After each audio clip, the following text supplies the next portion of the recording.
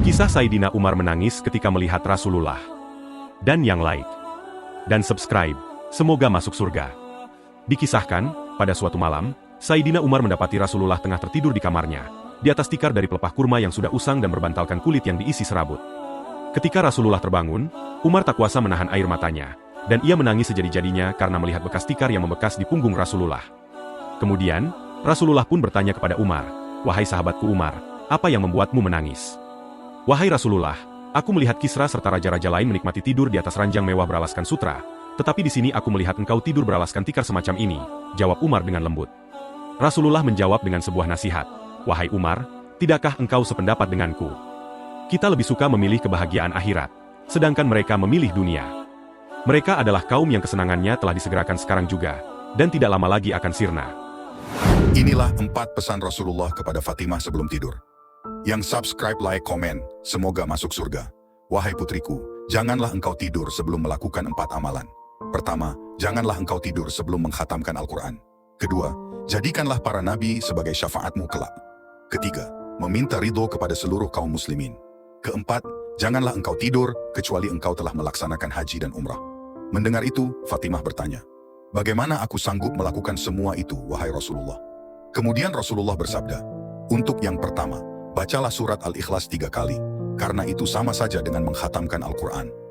Kedua, berselawatlah untukku, karena itu akan memberikan syafaat kepadamu dari para nabi yang telah mendahuluiku. Ketiga, mohonlah ampun untuk dirimu, keluargamu, dan seluruh kaum muslimin. Keempat, cukuplah membaca subhanallah walhamdulillah, wala ilaha illallah wallahu akbar, karena pahalanya sama saja dengan engkau berhaji dan umroh." Inilah golongan manusia yang sia-sia sholatnya. Yang like dan subscribe, semoga masuk surga. Sholat adalah ibadah yang pertama kali dihisab oleh Allah di akhirat kelak. Jika sholatnya diterima, maka amalan yang lain pun diterima. Tetapi, jika sholatnya tidak diterima, kerugian yang besar akan menimpa dirinya. Dari riwayat Ibnu Abbas radhiyallahu anhu, dikatakan bahwa ada 3 kelompok yang tidak diterima sholatnya, sebagaimana Rasulullah SAW bersabda, "Terdapat 3 kelompok orang yang sholatnya tidak terangkat, meskipun hanya sejengkal dari atas kepalanya, tidak diterima oleh Allah Subhanahu wa Ta'ala." Ketiga golongan tersebut ialah: pertama, orang yang mengimami sebuah kaum tetapi kaum itu membencinya. Kedua, istri yang tidur sementara suaminya sedang marah kepadanya. Ketiga, 2 saudara yang saling diam memutuskan hubungan. Hadis riwayat Ibnu Majah. Inilah alasan Allah mencabut lidah ikan. Yang like dan subscribe, semoga masuk surga. Setelah Allah menciptakan Nabi Adam, Allah memerintahkan para malaikat dan jin untuk bersujud kepada Nabi Adam. Semua makhluk Allah patuh, kecuali iblis yang sombong dan merasa dirinya lebih tinggi karena diciptakan dari api, sedangkan Nabi Adam dari tanah. Akibat kesombongannya, iblis dilaknat dan diusir dari surga. Tempat pertama kali yang ia datangi setelah turun ke bumi adalah laut. Dia berjumpa dengan ikan. Iblis pun mulai menceritakan keburukan Nabi Adam kepada ikan. Ketika mendengar cerita iblis, ikan itu langsung mempercayainya dan menyebarkannya ke seluruh penghuni laut.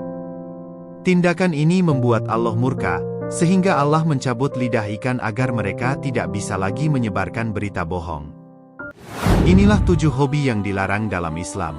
Yang subscribe dan like, semoga masuk surga. 1. Memanjangkan kuku lebih dari 40 hari diharamkan dalam Islam karena dianggap sebagai tempat kotoran dan najis. 2. Bertato. Islam melarang tato karena dianggap merusak ciptaan Allah dan dapat menyebabkan kerusakan pada tubuh. 3. Memakai wig. Memakai wig atau rambut palsu juga dilarang oleh agama Islam. 4. Mencela makanan merupakan bentuk rasa tidak syukur atas nikmat dan rezeki yang telah Allah berikan. 5. Operasi plastik. Operasi plastik juga merupakan perbuatan yang dilarang karena termasuk tindakan merubah ciptaan Allah. 6. Percaya ramalan zodiak juga dilarang karena dianggap sebagai bentuk kesirikan dan menduakan Allah. 7. Tidur tengkurap tidak disarankan dalam Islam karena dalam hadis disebutkan bahwa Rasulullah melarangnya. Inilah yang dilakukan Rasulullah ketika tiba di padang mahsyar. Yang like dan subscribe, semoga kita bersama Rasulullah. Ketika semua makhluk dibangkitkan dari alam kubur, Allah mengumpulkan mereka semua di padang mahsyar. Di saat itulah Rasulullah sibuk mencari umatnya. Kemudian beliau bersujud dengan sangat lama hingga Allah berfirman, "Ya Muhammad, bangkitlah dari sujudmu. Mintalah, maka aku beri." Namun Rasulullah berkata, "Ya Allah, aku tidak akan bangkit dari sujudku sebelum aku mendapatkan apa yang engkau janjikan. Ya Allah, berikan aku kesempatan untuk memberi minum kepada umatku, mereka kehausan, ya Allah." Kemudian Allah berfirman, "Ya Muhammad, ini telaga Kautsar, berilah minum kepada umatmu." Kemudian ditampakkan ke hadapan beliau surga Firdaus, namun masih dengan penuh kekhawatiran. Rasulullah bertanya, "Ya Allah, di mana umatku?" Allah berfirman, "Ini Firdaus, ini surgamu, Muhammad, umatmu di padang mahsyar." Kemudian Rasulullah langsung keluar dari surga untuk terus mencari umatnya dan memberikan mereka minum satu persatu.